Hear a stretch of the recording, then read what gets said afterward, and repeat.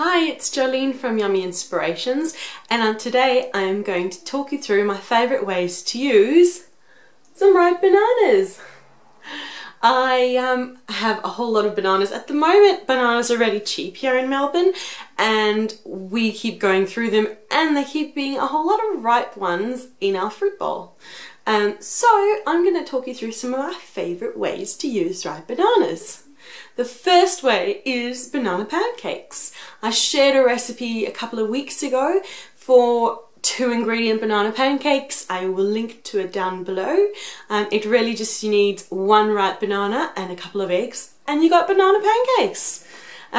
Also, another way to use ripe bananas is smoothies. You can either use them just like this, or you can chop them up and freeze them, and then they make these beautiful little banana ice cubes that you can blend into smoothies. Even having it on its own is banana nice cream. So that's one of the ways you can use it. It just makes really smooth smoothies. It's really creamy when you use frozen bananas in smoothies. Another way is banana bread, and I'm going to show you how to make it. All you need is 125 grams of butter, which you've melted.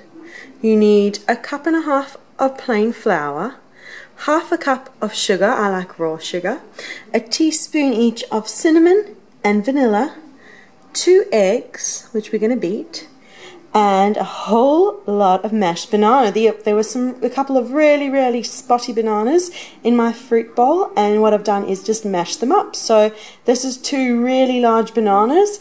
If you've got smaller bananas, use about 3, but that is what you need to make it. And it's one of those really easy recipes that you just mix everything together.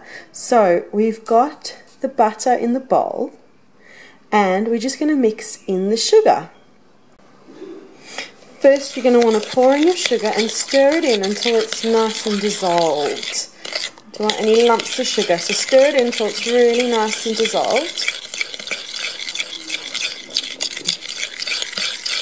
And once that's mixed in, we're going to beat our eggs just lightly with a fork, nothing serious. So we beat the eggs lightly with a fork. Oh, big noise. Poured the egg in. Now we'll just give it a good stir. And then the last of our wet ingredients, the vanilla. That smells so good. Give it a good mix in. Now I like doing this all in one bowl. If you want to, you can mix your cinnamon and your flour together in a separate bowl. But I like to save myself washing up, and I found it still always works really well. So what we can do though first is add our banana. And we've added our banana, and one more stir. Keep on stirring. So we just add one ingredient at a time, work through the wet first, and now once this is really well incorporated, we will add our dry, being a teaspoon of cinnamon. My kids call it cinnamon. Cinnamon. It's a tricky one, isn't it? Cinnamon. Even I have it trouble sometimes. And 1.5 cups of flour. So I'm going to keep mixing this in, and then we'll do the dry ingredient. I've finally popped over the flour, and now we're going to give it a good mix until we've got a lovely banana bread batter. There you go, I've stirred it all together and we've got a lovely batter, and I'm going to pour that into my prepared loaf tin, which I have lined with my favourite liners, which I mentioned in a previous recipe, which I'll link to below. They're non-stick, and oh, they're so good. And they're non-stick, they're all natural, and you can use them over and over again if you want to. And we're going to line the banana bread tin with the banana bread, and the oven is preheated to 180 degrees Celsius, that's 350 Fahrenheit, and it's going to go into the oven for 45 minutes to an hour. Check on it after 45 minutes. If it is perfectly cooked and a skewer comes out clean, then it's done. If it's not quite done yet, do another 10 to 15 minutes. So let's do that.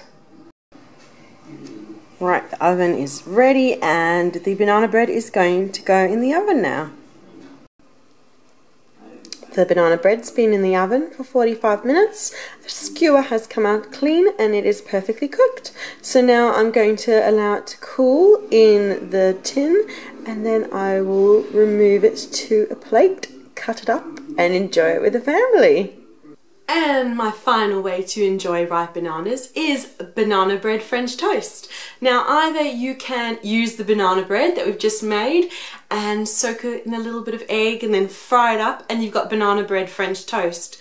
Or you can take a couple of your ripe bananas and mash them up and mix an egg with it and then dip just ordinary bread into it and it makes banana bread French toast. I've actually got a recipe for that on my blog, which I will link to down below.